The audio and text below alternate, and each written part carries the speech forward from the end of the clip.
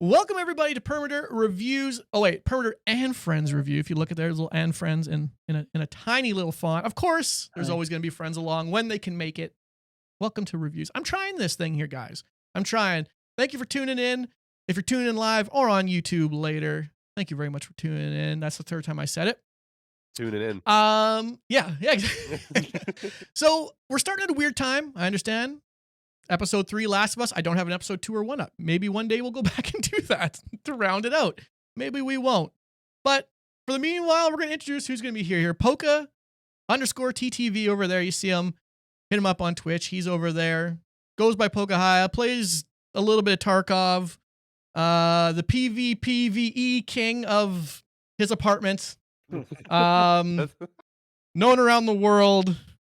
Or at least by how many followers you have? 38 followers at this time. Poka, what do you got to say for yourself? Nothing. I don't know. Enthusiast. We are. Well, you think like me. Actually, we're pretty similar. We're pretty similar in our thoughts. I think you're gonna have a lot to add to this. You know, echo chamber we got between the two of us, right? Exactly. Yeah. Exactly. That's what we're going for here. We have a third. Slid him in just under the radar. You see him in a little picture. Yeah, let's wait. I'll look down this way at him. Maybe if I look at him here. Yeah, I don't get a video, but that's okay. Yeah, his mouth doesn't move. He's like really old. He's like really old anime.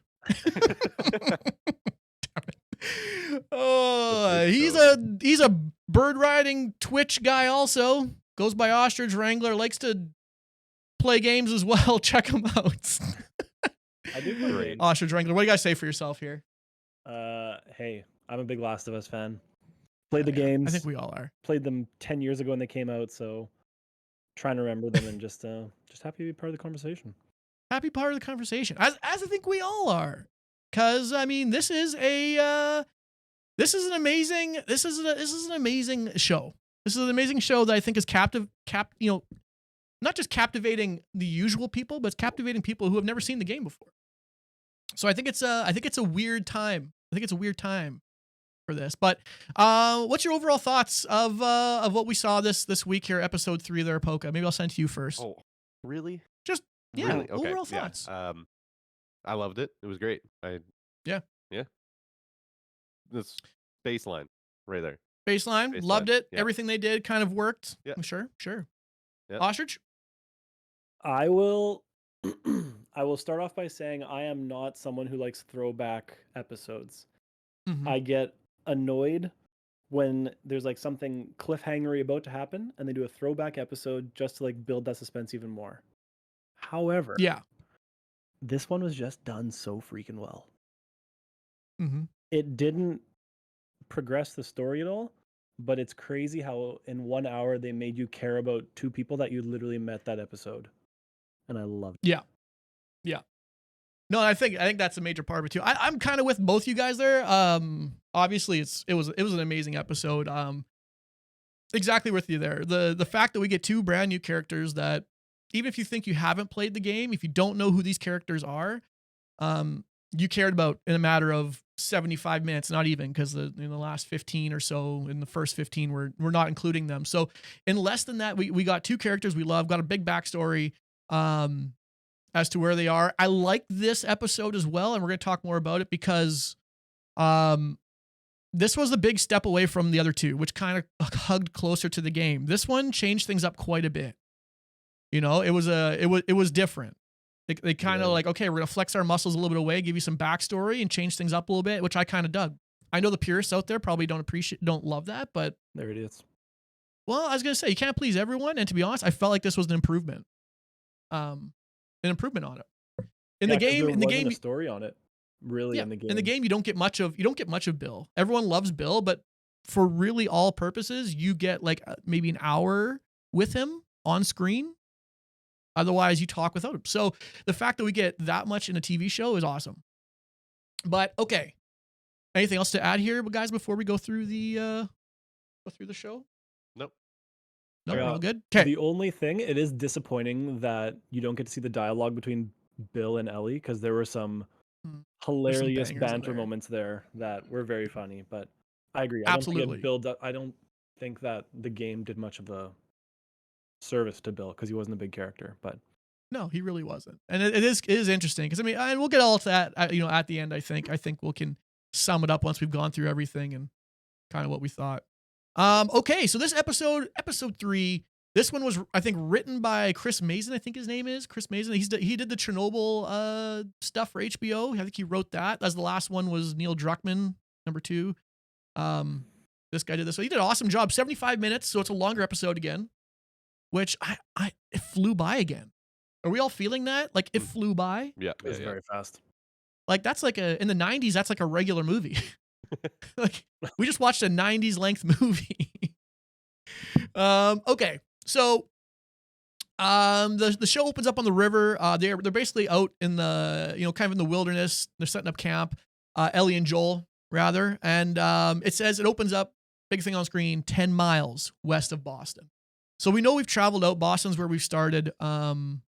So we're finally out of the city and moving around, which is kind of nice. A little bit different scenery, which I kind of enjoyed. This beginning part of this episode. Joel's kind of he's based on the ending of the second episode where we see Tess die, who kind of did that like last hurrah, the big boom. Joel's giving a silent treatment kind of to Ellie because he's kind of he's feeling it. He's missing Tess. He's kind of torn up. Ellie is trying to make small talk. And I think that's kind of what Ostrich was saying there. Even when you go to the conversations in the game with Bill and other things, it's always a lot of small talk and trying to like break barriers. Is that kind of accurate, I would think, or? I think that's accurate. Yeah, it's accurate. I don't know. She's trying to make small talk. She's trying to get to know him. And she did this in episode 2 and he's kind of shutting her down. So they're still picking away at him. I kind of like that. She tells a story. She's never been in the woods, which is kind of hilarious. We get a lot of that in the beginning of this show, the beginning of this episode as well, where we're getting, the plane scene we talk about in a little bit and all that stuff of just things that you take for granted that she had and things that she has never experienced. So it'll be interesting. It'll be interesting to see how they keep exploring this avenue of just like, there's a whole generation of people who have not experienced anything. Story in the woods. They start talking and it kind of gets intense. Ellie says like it's they're gonna talk, but she's not gonna give him a sorry. She's not gonna apologize for the fact that Tess died, which I thought was awesome. Kind of get up in his face a little bit and kind of like tell him to grow up a little bit. Because she says, don't blame her because you needed a truck battery. Like that's the reason she's there, because he's gonna trade her for that. You know what I mean? And I thought that was awesome. Like this old sort of guy who's killed everybody, who's just so confident, couldn't care. And this kid just puts him right in his place, and just right away he's like, yeah, I respect that. I respect that. How did you guys catch on? Like, did you guys really have anything with that? Or was it kind of just like a one-piece throwaway just kind of thing for you? I think that for me, it's just always it always just harkens back to the game because she always has those little quips. She's a sarcastic 14-year-old kid. Like she's just making these comments, and I think it's very true to the game because even as you're walking around playing the game, you'll always get these little quips and banters between the two of them. Usually her just 100%. picking at Joel as much as she can. And I always find it so interesting as well because, like you said, she's 14 or whatever, but she talks like a 40-year-old and swears like a sailor. Like it's always kind of like this weird sort of like she's so small, but yet she hits with such a punch when she talks. It's not like a physical thing. Yeah. But then, like you said, she talks about never being in a plane, never being in a truck, and that shows us how young she is still. Exactly. Yeah. Cool. The fact she was raised out there. So it's funny. They get up. She says this piece, and then immediately they're like, okay, cool. Yeah, this makes sense. They get up, and then he says something like, I can't remember the exact line I should have wrote down, but he says something like, we got like, 5 hours? I think it's 5 hours to get there. And he's kind of like, we're not going to make it today. And she's like, yeah, we can do that. Just like, yeah, we can do that. It's hilarious. He's kind of just almost feels like the old man who's being dragged along on this adventure. So the next shot we get, they're walking on a road, just a barren road. She asks about the scar. Once again, she's picking away at him, just constantly. I'm just trying to get him to say anything. Asks about his scar, and then he eventually opens up and says like, "Oh, it's from a bullet." And then she asks, "Did you get him back? Did you get him back?" He's like, "No, I missed too." And then she asked, "Do you suck at shooting?" Which is hilarious. He's just like, "Yeah, sometimes you miss." And then she immediately asks for a gun. She's trying to, like I said here again too. I have it twice. This is another attempt to break that shell, that Joel shell. That once again, if you play the game and you've been watching, even if watch me play it or if you play it yourself, constantly is happening. Right? It's constant. Too. Yeah. So eventually they roll up to like a gas station. Is it a gas station, guys? I didn't even know. It's a stash, he calls it. But yeah, I think. Yeah, it's some sort of gas station convenience store style. Yeah. Stops at a stash. This part right here where Ellie goes in and plays and sees the Mortal Kombat 2 game was a big nod to the game. It doesn't happen in any of these sections, just with them two. It actually happens normally with some characters we're seeing in the future, so I won't name them, but this little piece comes from further in the game. But it is interesting to say the names she mentioned there, 'cause, I believe that's from the DLC, the name she mentions. I think I haven't played it, but I think that's I forgot. Based on reviews I've heard, I think that's from that. I think it's Marley or something. I don't know what it is, something like that. So they're already setting dominoes up here for us. So she starts talking about this. She's having to play, and her friend was really good. And then kind of, you leave Joel. He's trying to find a stash. He's like, we got to get in here, get some stuff because we're out of everything. And he has a stash in there. So he's searching. She's not really helping. She's like, I'm gonna go look around. And he says like, oh, it's been looted before. It's picked clean. So then she goes into the back room and immediately finds this underground hatch. No, first she found tampons. That was underground though. Oh, was it? Oh, okay. Yeah, she opens this underground thing. It's all dark, and she drops a pebble, and so there's a bottom. And then she takes. I don't know why she dropped a pebble. She has a flashlight. Just should have started with a flashlight. Just should have started with the flashlight. The moment you should have started with the flashlight. That's my first thought was here. Like, oh, that's weird. Like, why would you do that? But I guess maybe it's one of those things where if there's a clicker or something, but clickers can't see. If there's a fungus zombie thing. I don't know what you call them. What's the normal ones called that can see? Do we remember? Have they been given a name in this show? Are they just infected? I think it's just the infected. If there's an infected person down there, maybe she's worried like it'll get drawn to you, but she's above them, so I don't know why. Anyway, it was weird. I thought that was kind of an interesting, weird take to do there, but anyway, she shines her flashlight. I would have personally put my head in the hole and shined around in there before jumping in. Seriously, no. Yeah. It felt like that's what she was going to do, but she just ended up hopping in there. But like I said, she is real young. So, maybe that's a part of it. She shines in there, jumps down, and then immediately she on the shelf to the right, there's some tampons it's tampons in the corner. She's like, oh yeah. And then she's had the comment like, let's say like pick clean or something. Yeah. Or no, she just went, yes. Yeah, she just fired up. Back his words when she went and talked to him about it. Yeah, exactly. She was just fired up, which I imagine also is a pretty sick thing to find at that time. I mean, they got like no toilet paper. You got nothing that you're used to. Oh, that'd be awful. She starts hearing a sound. There's a crushed sort of runner or infected sitting there, and we had kind of this weird moment. She pulls out her knife and she kind of plays with it. Gives a little cut here and there, and then I think comes to the realization. This is what I took. I'll ask you guys what you take on this. Kind of came to the realization, I think, that there was nothing left inside. No human, because she kind of gave it a cut. It didn't react. No blood really came out. It looked like a bunch of fungus inside.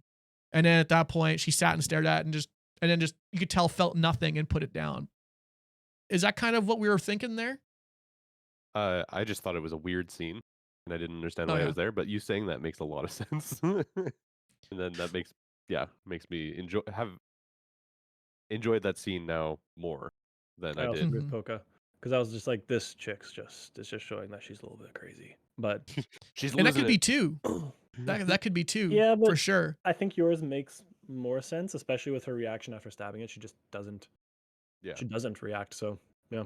No, she doesn't react. I think it was that moment where like, when you see them, you've always ran from them. You've never really interacted, right? This time she kind of has free range on it. Yeah. Where she's not in a hurry and she's kind of like, oh yeah, like there's nothing left here. There's nothing left here. I mean, I think it's open for interpretation either way, but that's kind of how I took it.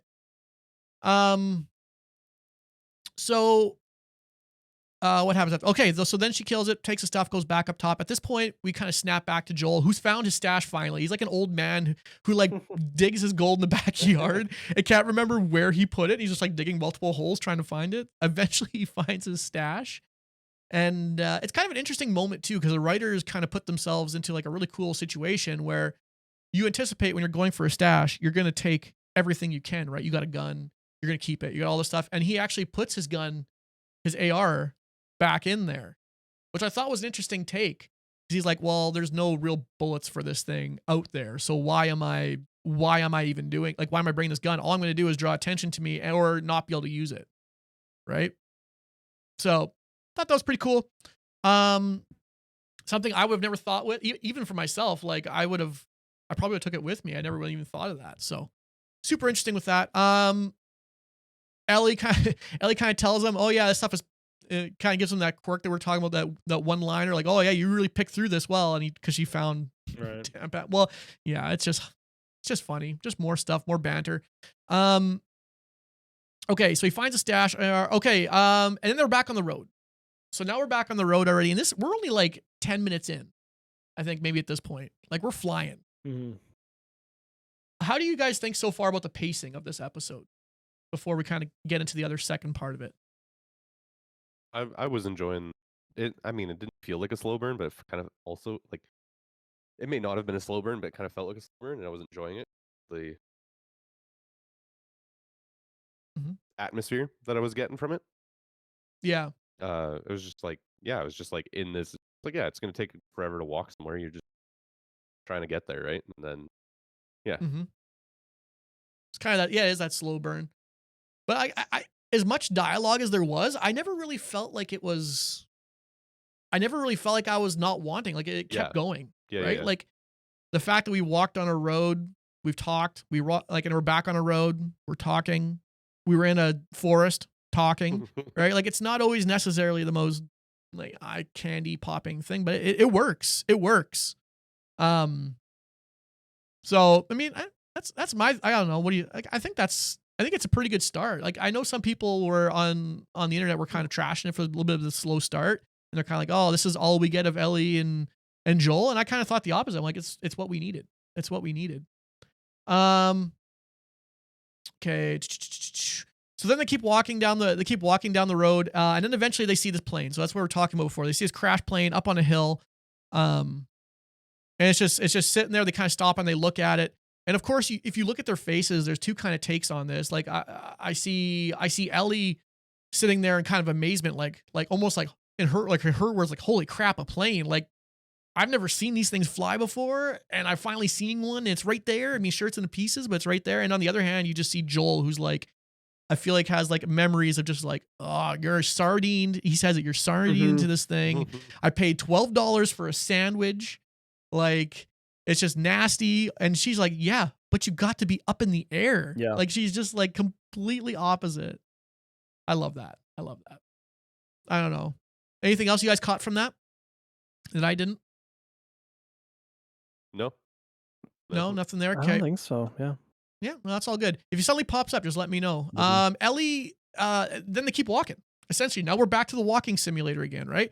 So Ellie keeps walking, Joel's walking, but now we're getting origin stories here of the pandemic, because she never really knew. She'd never been told. So he kind of says, like, I like the way he put it. He said, so basically this fungus had evolved, and then it got into some very popular flour and sugar products that were worldwide. He said, basically, like, it happened on a Thursday, and by Monday the world was gone.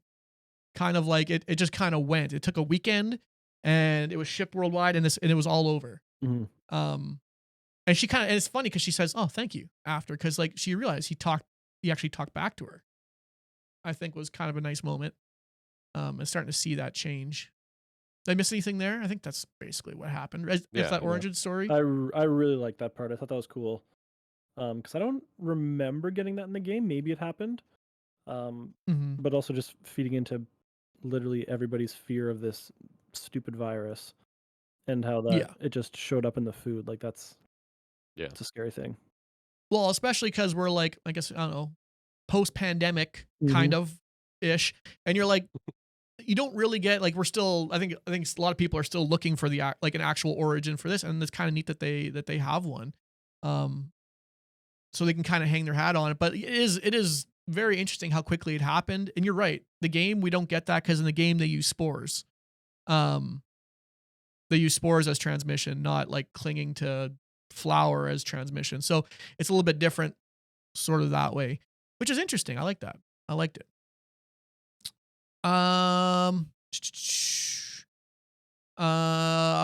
Okay. So then after this, they're walking down the road. They end up seeing, and he says, okay, we're going to cut through the forest here, which is kind of weird. We're going to cut across the path. And she's like, what? Like, why? And he's like, there's some stuff coming up. I don't think you should see. And she, of course, Ellie being like this, like grizzled old 14-year-old. She's like, no, we're going. I want to see it. I'm tired of not seeing stuff. Let's go. So they go forward and they see a ditch. And in this ditch, it's just littered with skulls. Right. It's just which was haunting. Yeah. Which was haunting. You're like, because immediately you're like, why is there a bunch of grouped up bodies? Immediately in my mind, I remember thinking of like World War II movies, right? And you see like that's sort of depicted there, where like if there's prisoners, they didn't want to take them, they kind of just dumped them in there and shot them, which is what we find out what they did there. We do a slow pan across the top of it. You see all these things, and then you see a bunch of like blouses and like heads there with all these like different dresses and stuff. So you know that these were just women, children, just people trying to live. Right. And I don't know. It's heartbreaking again too. I think. I don't know. I enjoyed like her pushing for that and being like, is there something there that is it dangerous, or what say, is it going to hurt me or something? And he was like, no. It was like he saw her. I'm imagining he saw her as his daughter in that moment. Like, we're not going to go there because I don't want this child to see this thing. And she's just like, well, it's not going to kill me. I want to see it. So we're just going to go. And as that separation of her not being his daughter, not. Yeah. I never thought of that. That's actually really good, because that is kind of the first time you see like Joel protecting almost her innocence. Yeah. Right? Which is kind of rare, because at this point, like, you've seen grenades go off, best friends die. He's beaten down a person literally right in front of her in the first episode. Like, but this is kind of the first time you see he's like, yeah, she's 14 or 13 or whatever, 14. She probably shouldn't see this. Yeah. Which is kind of like, yeah, what you see with like a father figure, right? And so that's a good catch. I definitely think so too. Like that's kind of the first time we see that. So what basically what we got now is so we have the slow pan. It stops on this one woman with a blouse, and then it does an awesome transition suddenly to transition. The transition was so cool. Slick. It goes 20 years before. So now we're back in 2003. It's September 30th. So the outbreak is already happening worldwide. So it goes back and it shows this woman. That's basically the transition. It shows the woman with the dress on, and I think she's holding a kid too, a child. Yeah. So you're just like, oh my! Immediately, I'm just in that moment. I'm just like thinking, like, oh my goodness, like now I got kids, and this shit is just so real. And it's classic Last of Us. Like it's just punching you in the chest repeatedly. You just can't feel good about anything. Yep. If you're a bit of an anatomy buff, you would notice in the scene with all the skulls when they're panning slowly into it, the skull beside hers was Finn's skull. I was like, oh, well, that's fun. Sorry, say that again. Whose skull? There was an infant's, like a child skull there. They kind of tell it wasn't the right shape, and it's kind of just like, it wasn't right. Yeah, I can see what's coming here. I think I remember thinking that. I was like, that's gonna be very depressing, I think. Yeah. Well, and it's and then they just, well, I didn't think they would suddenly they show them right after. I'm like, oh my gosh, are we gonna get this scene too? Like where are we going with this? Because I think it's fair to say, for those who have played the game, like they're not gonna be. This is not a game where they pull punches. Like they're gonna get you right where you think you're going.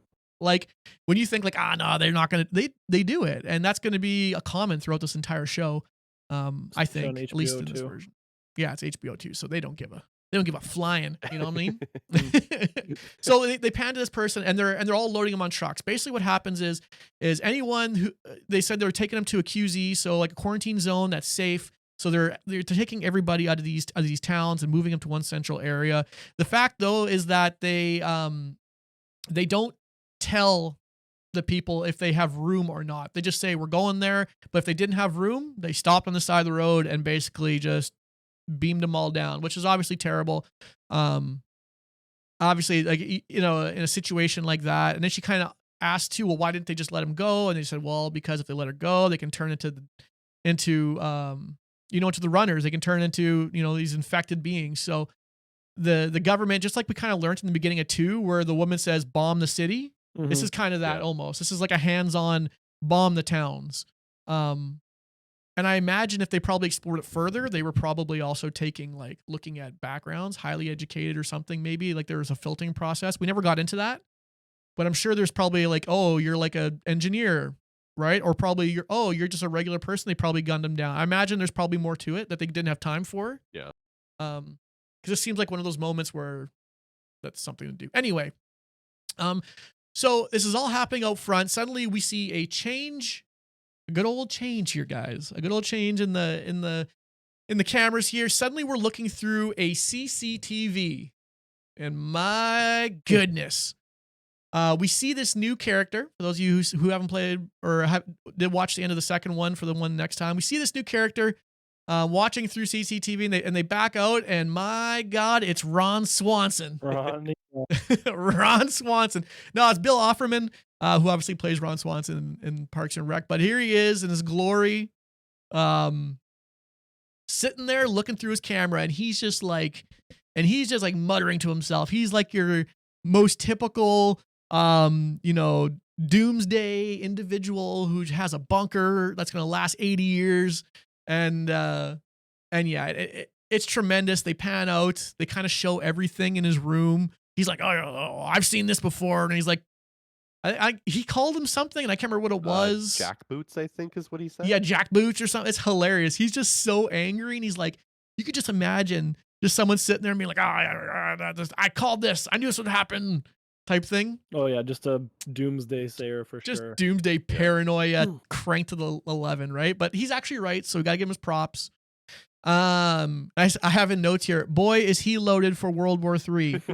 Starts taking all resources in town, so they pan out. You see a wall of guns. Literally, this isn't even everyone hasn't abandoned yet. This is him prepping. He probably has like 80 guns sitting on a wall, and it's awesome. He's got buckets of just bullets and resources and everything. And he has literally, once that truck with all the people leave town, he immediately has what he needs to do to survive. It's incredible. It's like when you go and play Minecraft with someone who's played before, and they're like, we got to get this, and you don't even get the chance to think. You're just like, yep, we're getting wood, we're getting this, and it's just going.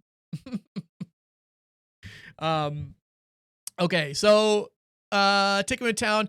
Immediately he goes into town, hits Home Depot up. Shout outs to Home Depot. Still got stuff. He immediately goes to the gas station, takes and pumping full of containers, just full of gas. And then when he was in Home Depot, suddenly the power went out. He makes a comment like, that was quicker than I anticipated. Like, he's thought of everything. He's just like the maximum nerd in this situation. Would you guys be prepared like this? Would you guys ever be prepared like this? This show has been making me think of that. And like, I've been thinking, like, since I watched the first episode and them like the frantic, trying to get out of where they are, like, I am so screwed. If anything happens like that, getting out of where I live, and it's gonna be impossible. I'm just dead. And I'm like, oh, this is great. Do I need to start worrying about this now? Am I gonna be that person?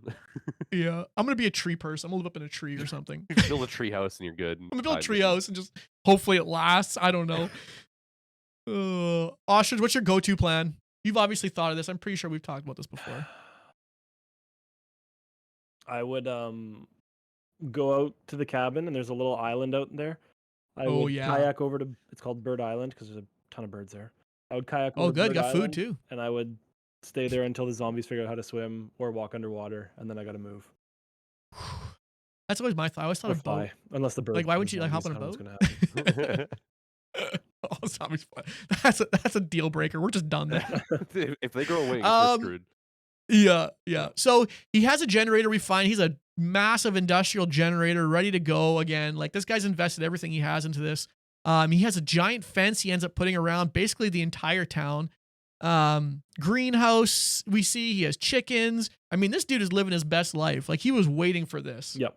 And then we see him go back in his basement. We see a sensor go off. Like, so he's got sensors wrapped around this entire fence. It's amazing.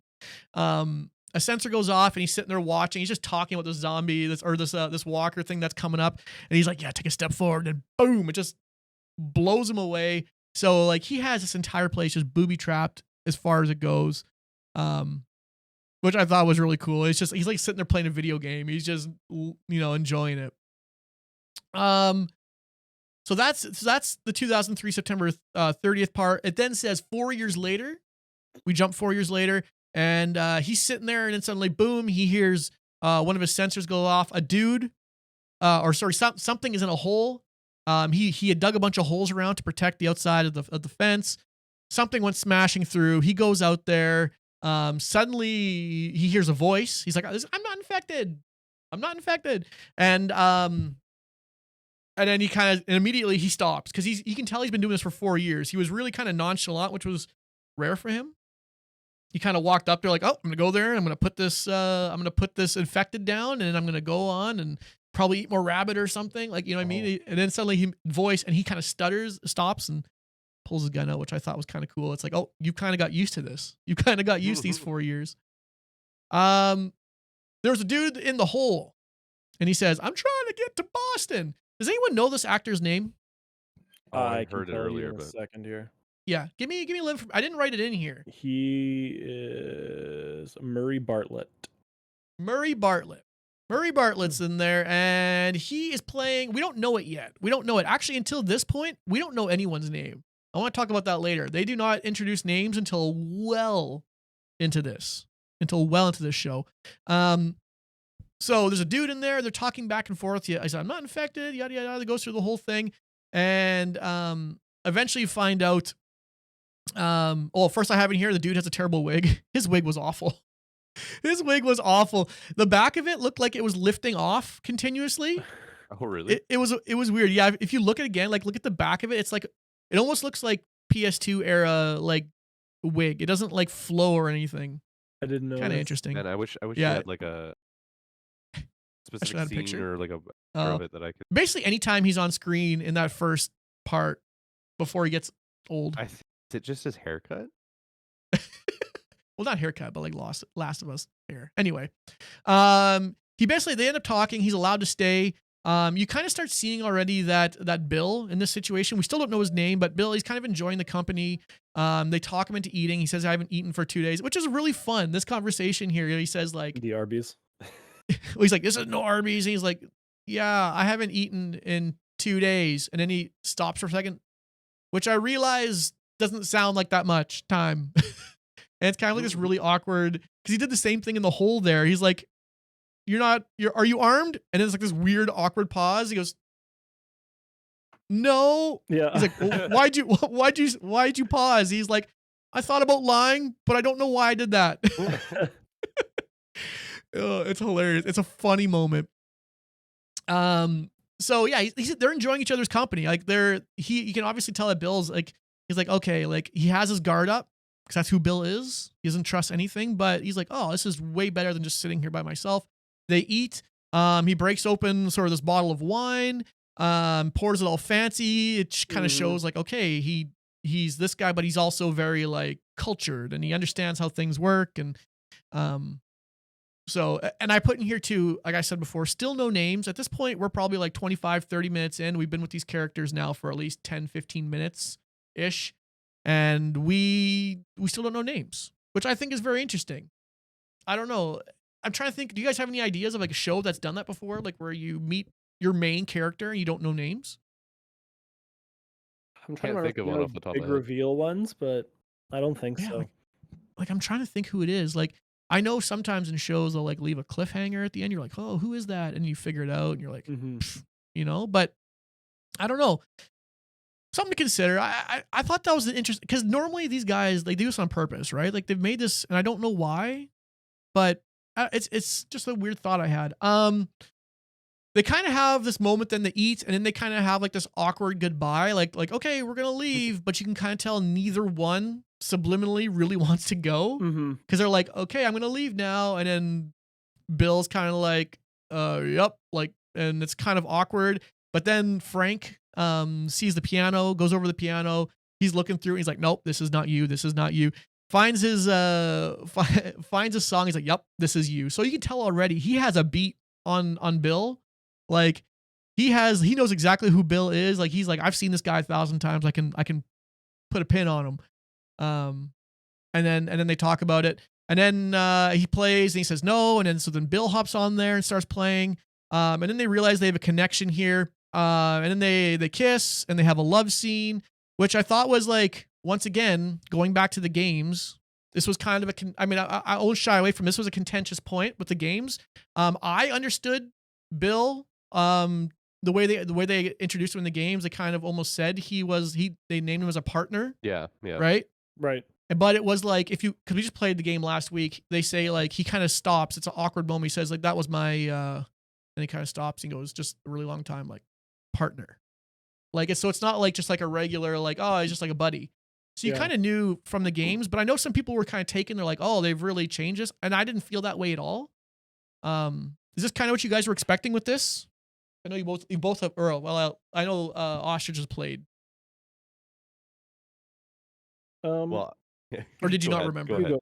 Me go? Okay, I'll go. Oh yeah, wait, bad. You go. Okay, I'll go. I think so. Like, I like that they obviously did a little bit differently, and I liked from the start. You kind of knew it was gonna be that sort of relationship. Oh, for sure, yeah. As soon as he invites him to the house and he has to take I can't remember if he asked to take a shower or just like. I think that was after. Was that before eating or after? I think that was after eating. Because no, he did before. You're right, he did before. And there's one scene where Bill is like going up to the shower, or going up to the door, and he's gonna like knock on the door, say something, or maybe he does say something, but then there's like a hesitance or like a pause, and the person I was watching with instantly looked over. They're like, "Is he gay?" Like it was like one of those moments right there where it was like a hint at it, and I liked it. I liked all the subtleties that they showed. It's true. It was very subtle in the game too. Yeah. What were you gonna say there, Poka? Oh, just that like I haven't played the first game. Terrible. And but so I had like no expectations going in. So I was pleasantly surprised when it happened, and then as the story just kept going, it just kept getting better and better. Like it was crazy. Yeah.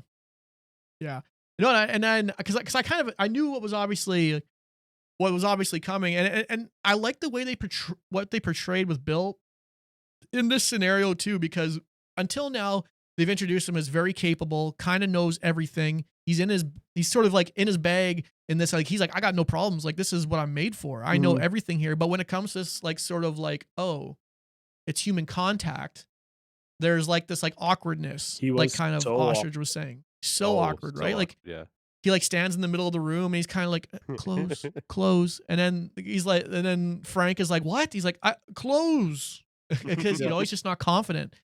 It's kind of like just you can tell it's an early relationship thing. So they have the love scene, they talk. Again, there's hesitancy there. Immediately after that, we go boom, 3 years later again. So now we're 7 years past the beginning. And immediately we go to problems in paradise. Like there's problems in paradise. They come storming out the front door. This is no longer domestic bliss. You're like, oh, this is the beginning of the end. They've been together too long. How do you do divorce in post apocalyptic times? Seriously. So anyway, they come cruising out of there.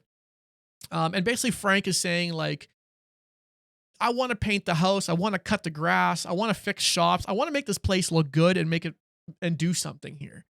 Right? Because you could imagine Bill, he's pretty like, if it doesn't help us live, I'm not going to do it. What did they say? Right? Resource like he's management. Yeah, he's resource. He's the one in the group like, stop shooting your gun. You're wasting all our bullets. And he's like, we got to waste a few bullets to have some fun. Like I'm going to, you know, and it's very yin and yang opposites. You know, and it's what kind of brings them together, I think, you know, we see it kind of grow. He fixed shops. Frank has been. He also says at that point too. He says we got to get ready for visitors. Oh yes. And yes, you're yes. like, what'd you guys think immediately when he said that? Was there anything that popped to mind or anything or expectations? Who you thought it might be or? At this point, I think I had my brain was off, and I was just enjoying You're in it. it. I was in it. Yeah. I Auto wasn't like mode. uh, theorizing of who it would be. Mm-hmm. And like maybe like in the back of my mind, like oh, it's like that could Yeah. Joel and Tess or whatever. But it like I was not consciously thinking of it at that point. It was just Yeah. full on enjoying. Oh. Yeah. Yeah, fair. So yeah, sure enough, he's been talking to Tess on a radio, and which is hilarious because then they just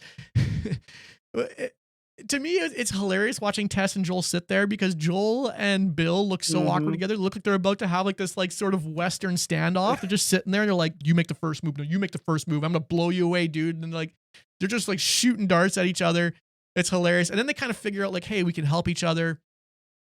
Joel starts telling him as well, like there's gonna be raiders eventually show up here, and of course Bill's really confident. He's like, I can do no problem with that or whatever. He says, he kind of says, you know, like I can get you like razor wire, your galvanized wire is already corroding, it's not gonna work. Like you need our help essentially. So they kind of build. This is where the friendship happens, and that's kind of all that happens in this little scenario, except for there's one key part here, and I wonder if you guys caught on to it.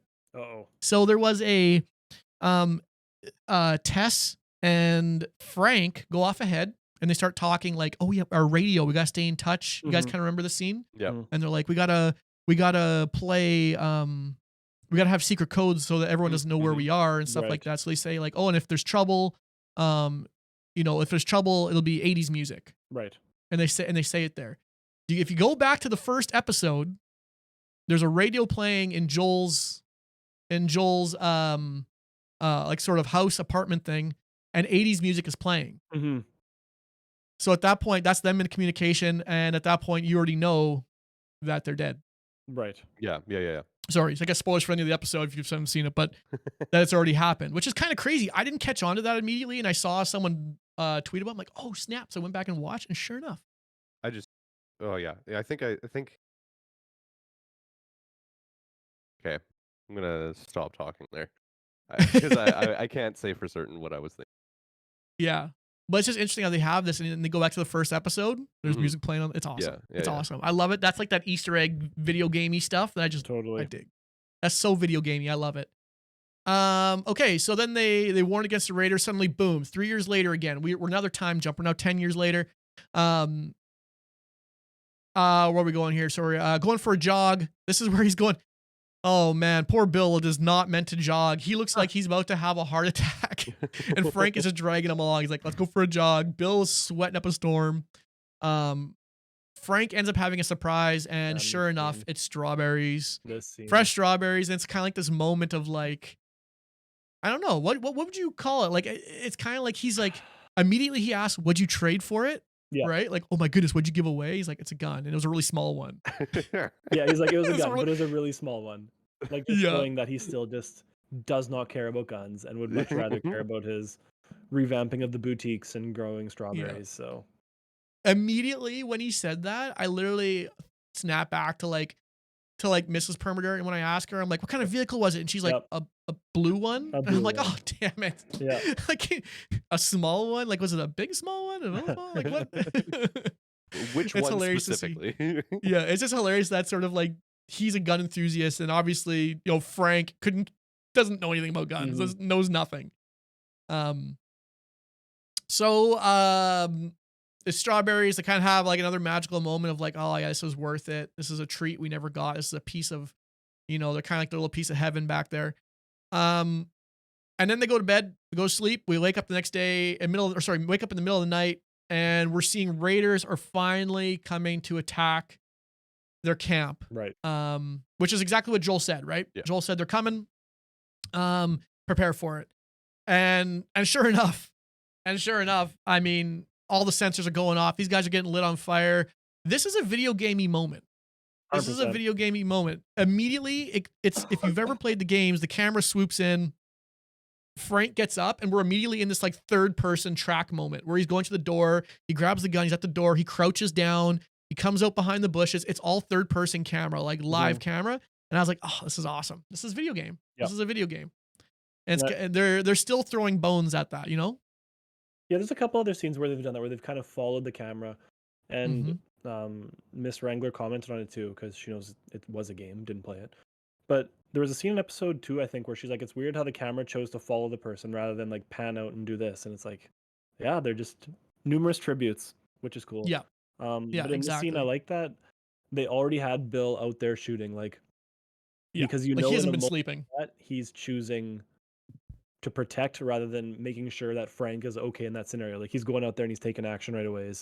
And I kind of like that it was separate between them, getting Frank to grab a gun and then kind of, I guess, get to the point, muster up enough confidence to go outside and look at the chaos that was going out there. So I like that scene. No, I liked it too. This is the one scene though I did have maybe like a few like like bugaboos with. My first thought was like why are you in the middle of the road, Bill? Like you have them outside, you have like a roof right there. You telling me you're standing in the middle of the like I was kind of like, you're way too smart to do this. I thought that was a bit like that's Hollywood. That's Hollywood. Yeah, they got a little too Hollywood on that one. Yeah. As well as, I mean, okay, so it keeps going. His traps are working. They're all burning. They're all dying. Like, they're not getting through this thing. The electric fence is just zapping people away. And then he ends up getting shot. So at this point, then he's like, no, Frank, go inside, because he's protecting Frank, right? Mm-hmm. But Frank comes out there, grabs him, throws the arm around, brings him inside, throws him kind of down on a table, and immediately starts going to work to try and save him, right? So he's sterilizing everything. He's doing everything he might do. But Bill this entire time is like, he's like, you need to get in contact with Joel. Like, he's preparing to die himself. He's like, you gotta get in contact with Joel. Joel will know what to do. Joel will keep you safe. Blah, blah, blah, blah, blah. All this sort of stuff. And meanwhile, Frank's like, no, you'll be fine. You'll be fine. Stay with me. No problem. We're gonna do all this.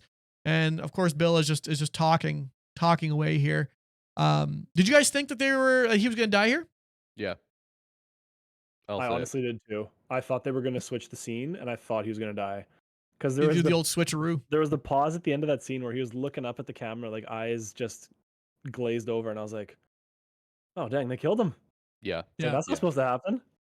But I didn't believe he was gonna die personally, but I also thought like, well, this could be another change. This could be another change in this episode, because the whole episode's been a big change, and because in the game, like, Frank's dead, right? I'm glad he didn't die, because I don't think it would have. They've already changed enough. Yeah. Not even change it. They just made a backstory, but they changed. Yep. Yeah. For sure. So at this point, all it does is it fades away. He's on the table. So it leaves you in kind of that question, that moment. You're like, okay, like, is he alive? Is he dead? Are we going to a memorial? What's going on here? So he gives all the instructions for Joel, and then suddenly, boom, we have a 10-year jump again. So now we're back to current time. We've done 20 years, and they're super old. The pans from really far away. It zooms in from really far away, and you're like, oh, like, there's two of them there, so they're alive. And my initial thought was, oh, Bill's in the wheelchair. 100%. Mm-hmm. Yeah. And then you get closer, and you're like, oh, snap. No, it's not Bill in the wheelchair. It's Frank. It's Frank. It's Frank. Mm. So I guess Poka, I think you might be frozen there. I don't know what's going on. Oh, that's my bad. Yeah. So Frank, so we find Frank is, not doing so well. We're not told what happened. But we are told that, like, it wasn't curable eventually, is what we find. He said, I had it before. There was no cure before this. But so don't expect a cure now. This is just basically what's going to kill you. I wonder what it was. I don't really know, obviously. I just assumed I'm kind of curious. Yeah. Yeah, maybe. But it was obviously something that lasted 20 years. So I don't think it's cancer. Like, something else, maybe some degenerative something rather. Because if it slowly kills you, I don't know. I don't know. If you have any MD people, in the chat later on, or in comments down below on YouTube, write it down there. Maybe they'll reference it and I missed it somewhere along the line. I don't know. But we do find that they're both alive. And at this point, like I said, Frank looks like he's really struggling. He is like, he's weak. They have a scene where he's trying to paint and he can't paint, and he can't even take his own pills. so it's just kind of like this, like, okay, like we're in the beginning of the end here. They've grown old. This is a 20-year relationship. So then they end up going to bed, and you see, like, Bill has to lift him in there. He's literally just, it's kind of like that, that sort of the writings on the wall here. Oh, sorry. I looked it up. Oh, nice. He either has ALS or MS. Okay. They didn't want to say in the show, but it's a degenerative. Okay. The actors. Yeah. So some sort of, yeah, exactly. And that makes sense. That's kind of what I was thinking. I just didn't know the difference between them to know. So it wakes up. They go to bed. They wake up suddenly. Bill kind of looks over. He's like, "What?" Frank is sitting in his chair, and he makes a joke like, "I've been sitting here since 4 a.m. It took me forever." Like, I think he said, like, "Took me forever to get in this chair," or something like that. Which is like, once again, if you've ever had like that stubborn person where you're like, "Stay in bed, feel better," and then you wake up or do something, and this person's just, you're like, "Why can't you listen?" Which is kind of what Bill's. Just, man, listen, I've been doing so much to keep you healthy, and now you did this? Like, ugh. But immediately Bill can kind of see something's up. You can kind of see something's up in Frank's face. And then Frank at this point kind of says, he kind of just says, like, wakes up in his chair, says, "This is going to be my last day," essentially. Like, he's calling it here. This is not a life he wants to continue to live. Which I saw coming. I think this one I was pretty comfortable based on like The Last of Us and like kind of the survival nature. But did you guys see this kind of like he was gonna call it quits? Yeah. It was that obvious. Yeah, I wouldn't say obvious, but it was just like, no, is expected, right? Yeah, I think so too. The next scene's on the couch, right, where Frank's in his chair, and then Bill's just sitting there on the couch. And Bill starts crying or just looks at him with like these sad freaking puppy dog eyes, and it just got me. Like, it was such a sad scene that he just did. waterworks. It was terrible. Yeah. I mean, it was great. Yeah, it's tough because he could just tell. He's like, "Oh my gosh, I'm gonna lose my best friend. I'm gonna lose my partner. I'm losing everything here." The only one there. Yeah. And I couldn't imagine that either. Like, it's something that, is distinctly, again, Last of Us, sorry, where it's just literally it's not like something just happens quick and he's gone. It's something, it's like, no, we're gonna have to endure this. I know. And that's what I was thinking too. I was thinking, for the love of God, please don't show their whole day plan. Because he said it, and I was like, please don't show it, just fast forward it. And I was like, it's last. And sure enough, they show the entire thing. Yeah.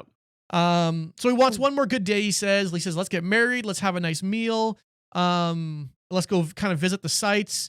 And sure enough, they showed the hole right away where they fell into. They go visit the hole where they first met. And you're like, you bastards, it's only half an hour old and I care about this already. Yeah. And then they go and it kind of goes, I think, to, they're just walking in the streets also. Like, maybe they go to Strawberry Patch. I can't remember. Is there a Strawberry Patch visit in there? I don't remember. It just shows them kind of going to walk through town. And then it kind of goes to them immediately eating. Oh, no, getting married. They went to the church. They were walking and they went to the church, got married. That's what they did. And then they showed the meal. And he made this really fancy meal. It was everything he wanted, everything Frank wanted. It was the same meal as the first one. Yeah, it was the same meal again. Exactly. Yeah. One thing I noticed here too, and it's obvious, it's nothing too crazy, but same thing. In the beginning when they first met, they were eating across the table. Yeah, and now they're sitting as in like each other. Keep some distance, I might kill you type thing. Immediately here, they're sitting like side by side. They're like on the corner. So you can just kind of see the growth in Bill. Right, he trusts, obviously, all this sort of things that you would expect at this time, but it's just portrayed again here in the things that they're not saying. Yeah. Right. So once again, it kind of comes to this moment where he says, because before this he says, "Okay, we're gonna have this nice meal," and then he shows him this bag of whatever type of poison it is, we don't know. He says, "You're gonna put that in my wine. I'm gonna drink it, and we'll just fade away," type thing. So as time comes again, they kind of look at each other. They know it's a time. Says, "Okay, I go get the wine." Comes back with the wine. And has all the pills, smashes them up, puts them in Frank's drink, and then Frank drinks it, and then he kind of has this moment where they don't say anything. He just says, like, "Was it enough?" And he's like, "Yeah, it's enough to kill a horse or something like that." I can't remember what it was. He says it the next part. Yeah. Oh, was the next part? Okay, he just says, shoot. Yeah, it's enough, and it's enough. Yeah. Oh, okay. And then you kind of has this moment where it kind of goes over to Bill, and it's not right away. It kind of sits on him for a bit. And then you see him grab his wine, and he does the exact same drink. And he just pounds it back. And then immediately in my head, I went, "You bastard!" And like, you're gonna do this to me also? Yeah. I love that. I love that scene. Oh, I know. I thought it was cool. Yeah. And they didn't even do suspense at all. Frank immediately goes, "It was in the wine already, right?" Like, he immediately says it's in the wine. He's like, "Yep, enough to kill a horse." That's where he says it, right? Yeah. So it's honestly, I'm not surprised because it's The Last of Us, so you should always assume that. But it did kind of like, you're like, oh man, like, so now we're going. I thought maybe he'd stick around because in the game you meet him, obviously, right? So like, oh, maybe this is how he sticks around. You meet him, something like that. But nope, they took him. They took him there also. They drink it. They both go up to their bedroom. They lock the door, and that's kind of where it ends. One thing I did note here was, if you go back to the first scene when they met and they're eating, Bill comes out with the wine, and he's holding it. He pops the cork, and he puts it down very like purposefully, like he has a nice spin to it, and he's like, you can tell he knows what he's doing. In this one, he comes out, the cork is popped. It's like, you can tell nothing's normal about this. And if I would have caught that the first time, I would have been like, oh yeah, like this is unusual for him. Yeah. Like he's very like proper and does everything the way, and this was different. And I was like, oh yeah, so I should have probably known that. So then at this point, it then goes back to Joel and Ellie. We finally get to see Joel and Ellie right at the end of the episode. They show up, they go right to the outside of the fence. Everything, Joel puts the password in. He's probably the only one who knows the password other than Frank and Bill. Puts the password in, the electric door opens up. Immediately he can tell something's off. The plants are all dead. It's not well kept. The house is looking not good. Like, everything just looks like it hasn't been inhabited. So they go into the house, but he kind of moves slowly. He's not really trusting what's going on because he knows at this point, like, a Bill would see him on like 15 different cameras and know he's coming. And he's like, this is weird. So he goes in there and immediately tells Ellie to stay there. And he goes through the house. And immediately, this part was just like the game. This part was just like the game, except without angry Bill. So in the game, Bill gets super angry. He's like, "Don't touch any of my stuff. This stupid girl's gonna steal stuff and all these things." And immediately, Joel tells her to sit still, and then she doesn't. Yeah. She starts going, just pillaging through everything. Like, she's searching this house up and down. So she's like messing with like the clock, and like it breaks, and then she's just like, a whole bunch of things. We'll go through it, but I found that hilarious. That was exactly like the game. That kind of was a little homage to it as well. But she does go into the living room, and of course she finds herself a note. Yeah. And it's a note from Bill, and there's a key beside it. So Ellie starts reading the note. Joel comes back down to her and says, "Joel," and eventually comes down, sees her, and Ellie reads the note. And in this note, I mean, it was an awesome written note. It was so good. I can't remember exactly what it was, but it started along the lines of like, this has to be Joel reading this because anyone else would have been killed by my traps. Yeah. And it's just the way she says it too. You're just like, it's so funny. Thinking of Ron Swanson's laugh. Yeah, exactly. That's what I thought so too. Of like Ron Swanson, every time like there's like a, in the show or something good happens or there's food, he goes, that's immediately what I thought. And it's such a perfectly timed joke for how sad the scene's gonna be. Yeah, exactly. Yeah. And it's you're like, oh man, like it's just it fits his character and it's so good. But then immediately after that, he kind of goes into this monologue about like, I had it all wrong. Like I was living to survive, but I don't know what it was. It was something along the lines of like, I ended up finding purpose in protecting Frank and like those I love, and that you need to do the same thing for kind of like for Tess. But then when Ellie's reading the note, she kind of protect, and then she kind of stops, and you're like, he wrote Tess there. And immediately Joel grabs it, right, and it doesn't say anything. It just shows the camera. It does say Tess. But it goes on this thing about, no, this life is all about protecting those you love. Which once again is just like the last episode with when Tess was. The writing was on the wall for Tess, and then she's like, no, like this is real.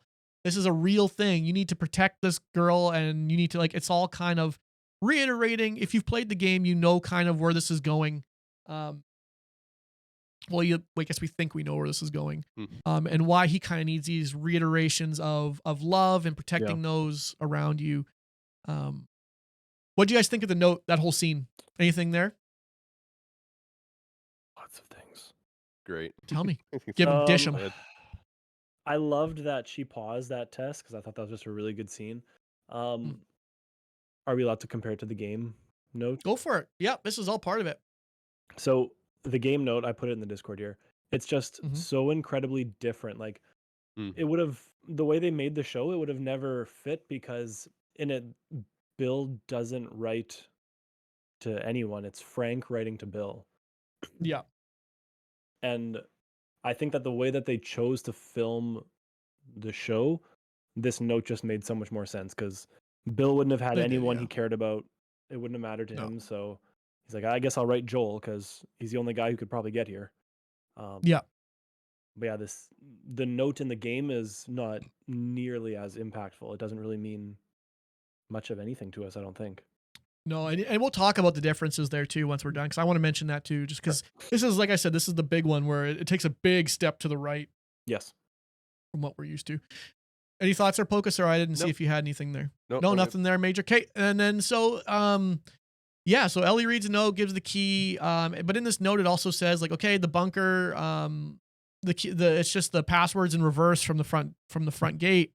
Go on in there. Once they get in there, immediately you hear the 80s music, which goes off. He had it programmed, they said, immediately. So if he doesn't go back and reset the timer, it goes off so that people know there's trouble. Which once again, you flash back to the first episode. Like I said, there is music on the radio, 80s music on the radio. So had we known that, we would have known that these characters were obviously dead. So, oh, and then they go, once they pillage that, they grab everything. We then go to find the truck. And let me tell you, this truck is doing much better than the version of the game. The version of the game is like two-tone, like rust, falling apart. But they did a good job this truck of is finding that truck well too. maintained. Oh yeah. And I love just the going back and they're talking about the truck and just like, you know, once again, going like, this is what they do. They write in perfect circles. The beginning of the game, once again, the plane's awesome. He says, no, planes suck. And this is like, you know, it's always like, don't talk about Tess. He's like, I will talk about Tess. You brought me along. This is one of those things again. And she's like, this truck is awesome. He's like, this is a piece of garbage S10 Chevy. Like, no, people wouldn't trade anything for this. But even it's just when they're in the different bunker generations. too, she points out the gun. She's like, he literally has a whole wall of guns. She's like, why can I not take one? Why can I have these things? Like, I'm just like, throw them all in the back of the truck, man. So we got the truck, and then there obviously is no battery. He goes to the fridge. Obviously, Bill's a genius, and you have to construct the battery. He has all in pieces there. Right. So he's charging the battery while this is all happening. So then they have a conversation here where he says, okay, we're going to do this. We're going to go see my brother. This is the first mention of them going to go see a brother. And they mention that he's an ex-Firefly and that he might know how to get in contact with the Fireflies so they can obviously figure out what to do with her. Is kind of the plan. So he kind of lays out like what our objective is now. He also comes up with 3 rules, which he says, number 1, no test talk. We're not talking about it. This is done. 2, don't talk about that bite that's on your arm, because if you do, it's going to be a problem. People are just going to kill you, right? They're going to think you're bitten, infected, whatever it is. They're just going to go after you. And 3, always do what he says. And then she kind of says, he's like, repeat him back to me. She says, listen to whatever you say or something. I can't remember what it was like that. He just basically said, like, just listen to what you say. Yeah. Which once again is perfect Ellie for being, why are we pissing around with all this time? I'll just listen to you. Yeah. Like, Just there we go. She's got a perfect response for everything. And then we still have this thing, yeah, like you said, where Ellie still wants a gun. It shows, this is actually where it shows her breaking the clock. And she's literally searching. She's looting. And she finds Frank's old little gun stashed in like a chest, not a chest, in a like an end stand, the drawer. And she finds it quickly. She was like, oh crap. And then she puts it in her bag before Joel sees. So Joel doesn't know she has a gun at this point. I'm curious when this is going to come out. I have my suspicions. For either next or the one after, because I know there's a few moments in the game. I don't know how much we want to talk about maybe what's going to happen in the future, but Other than that, they go to the car, or they go to the truck, and she has no idea about a seatbelt. He tells seatbelt, and she's like, "What?" And he's like, "No, like seatbelt." Puts a seatbelt on her, Yeah. which is hilarious again. That and was immediately the she starts putting father-daughter moment for me. yeah. Yeah. Once again, yeah, just a little thing of like we're doing this for safety. Like I care about you. Stay safe, right? And then we're on the open road, and they're just talking. They're playing music. They're doing all this sort of thing, and then that's kind of that's where the episode ends. Played the song. They played the song again. The music is just so different, man. But so what do you guys think? What do you guys think as far as like we're talking about the differential between this and the game? What do you guys think? Everything's different. So I played through just recently, right? Obviously on stream, and what we get in the actual game version is, once again, we get the thing that, okay, Bill and Frank were, they say partners, but there was obviously some sort of love interest going on there. I think it's safe to say in the game. But what they kind of tell you in the Frank note is that like they hated each other. Yeah. You end up finding they hated each other, wanted no part of it, and that's why Frank was at their house separate away from Bill, is because the note basically explains how much he ended up hating him. Yeah. The first part of it, people aren't just wondering what is on stream. The first part says, "Well, Bill, he's like, I doubt you'd ever find this note because you were too scared to even make it this part of town." He said, "But for some reason you did. I want you to know I hated your guts." So. Yeah, exactly. And then in that scene as well, you roll up and you roll up into their house, and Frank is he hung himself because he'd been bit. So he didn't even bother saying goodbye. He just ended it. Yep. And then you find like that he had a battery the whole time. So he was planning to split. So you get kind of like this like really torn relationship in the game. But in the movie, or sorry, in the show, they transitioned to something that was like really beautiful and like sort of a story you cared about, I think is safe to say. And I think the increase we got, I think the Bill story was worth it. Yeah. Was there anything surprising you guys think we didn't get this episode? Say it again. Was there anything surprising you think we didn't get this episode? Like, there was a few monumental moments in the game that I'm surprised there was no homage to, so to speak. But I think will come later.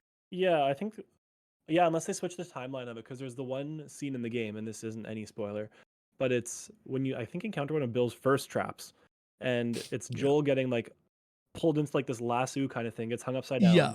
And you're having, it's almost like a live bait trap. Yeah, and you're having to, these zombies start running at you, because obviously it's how it works.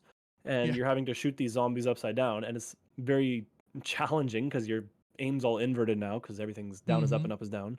And then that's when you kind of learn that, oh, Bill has some serious traps. So that's the scene that I was very curious about being in the show. So I'm hoping it comes up in a later time. I don't know what the scenario would be, but just something like that. Yeah. That's a pretty epic moment. I really thought we were going to get that. I really did. And obviously I missed the banter that Bill and Ellie would have had. But the way they filmed this, like, you can't film this beautiful story, have Bill still be alive, and then him just be a dick to her. Like, it just wouldn't work the way. We'd be like, oh, he's just grumpy because he lost his husband, but at the same time, it's like, I don't like this part of the story. So I'm glad they decided to do what they did in the end. And them showing that final window scene, window, I have to think that that's an homage to the loading screen in Last of Us. That's what I saw too. Everyone kind of posted that, and I was like, oh yeah, that kind of looks like it. I completely agree. That first loading screen. Like I really thought we were gonna get that moment too that you said with the upside down sort of, because that's such a big part of the game. But I mean, like we've seen with the Mortal Kombat game in the beginning, they're willing to play with timelines when you see certain things and experience certain things. So it's definitely a possibility that you could still have that moment later on, for sure. What else was there? I'm trying to think anything else that we missed.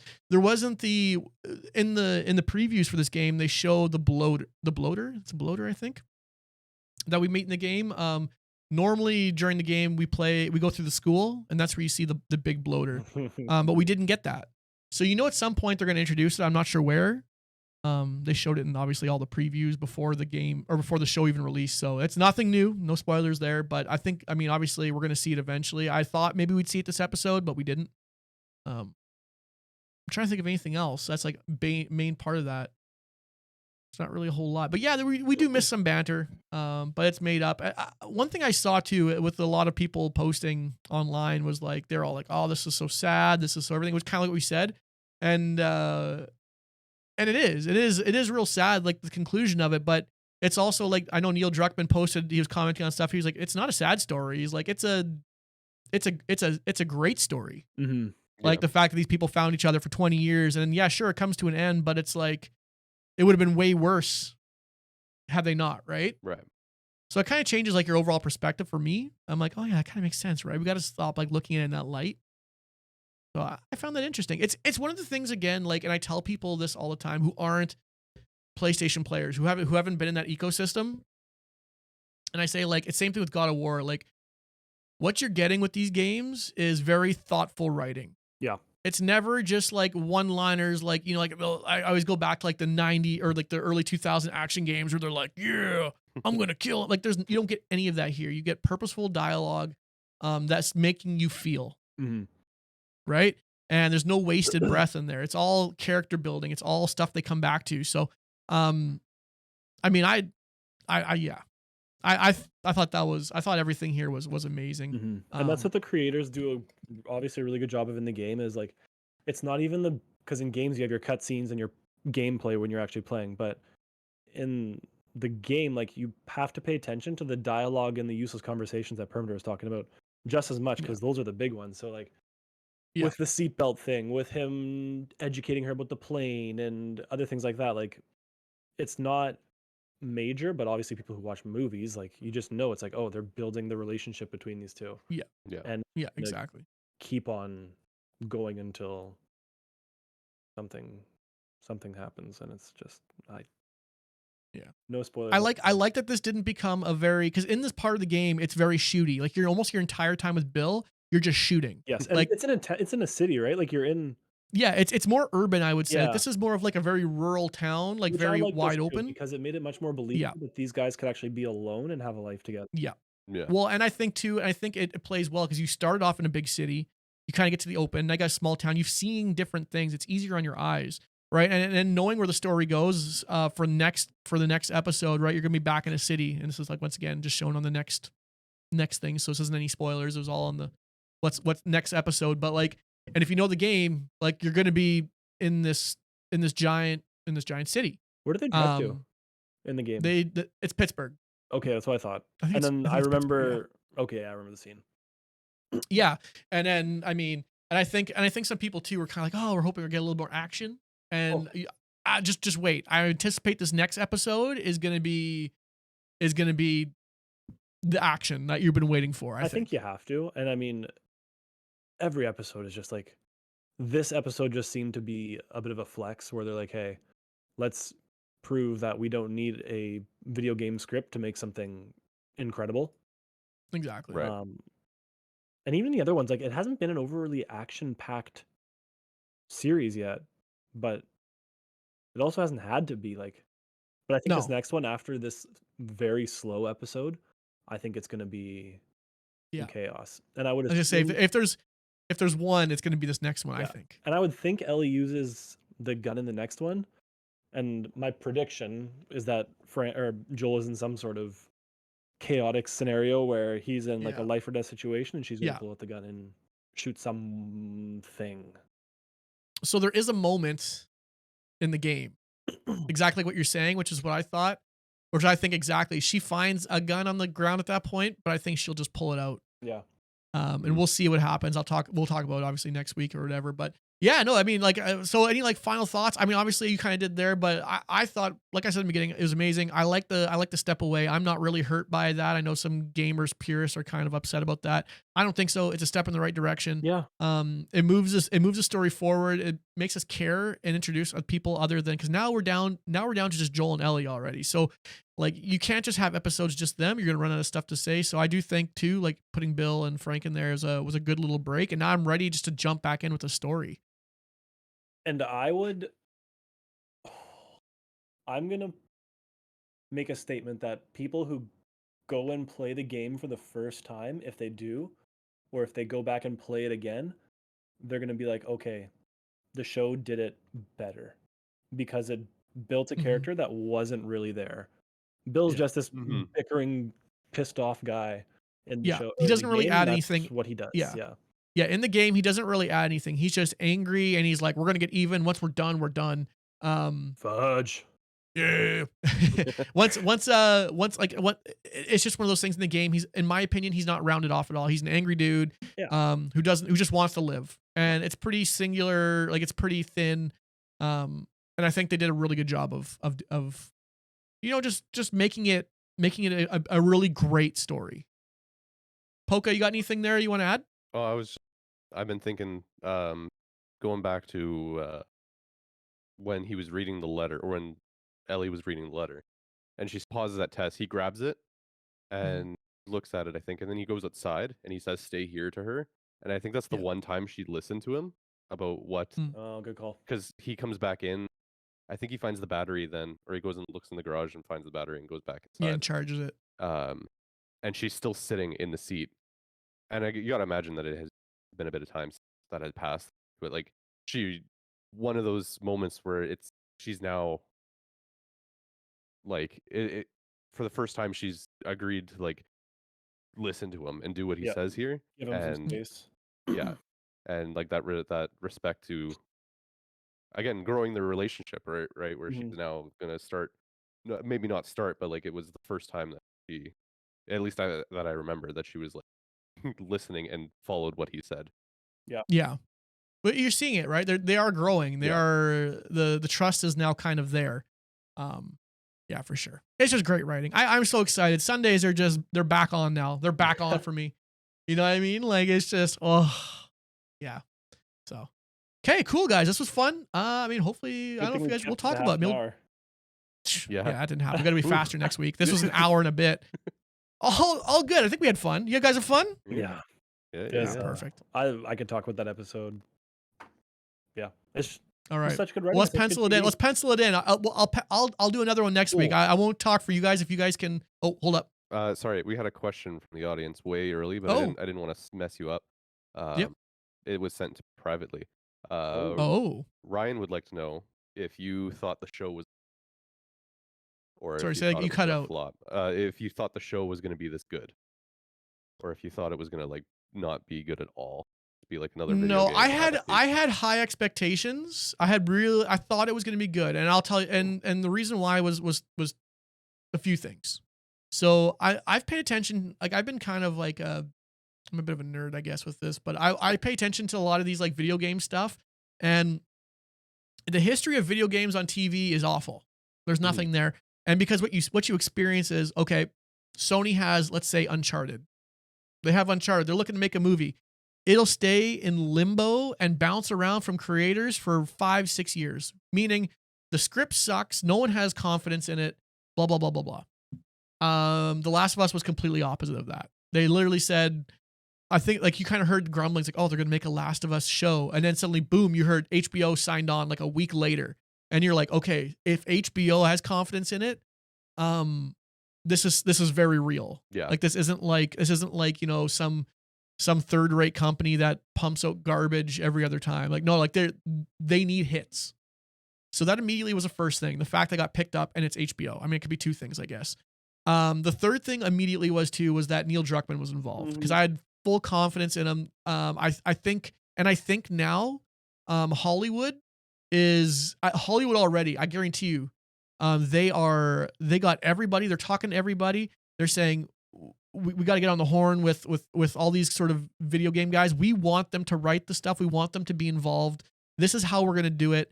Because it's obvious that they have the finger on the pulse. They know what they're doing, as opposed to, okay, let's bring in this other dude who's never played the game, doesn't know the environment, doesn't know why these characters matter. Right.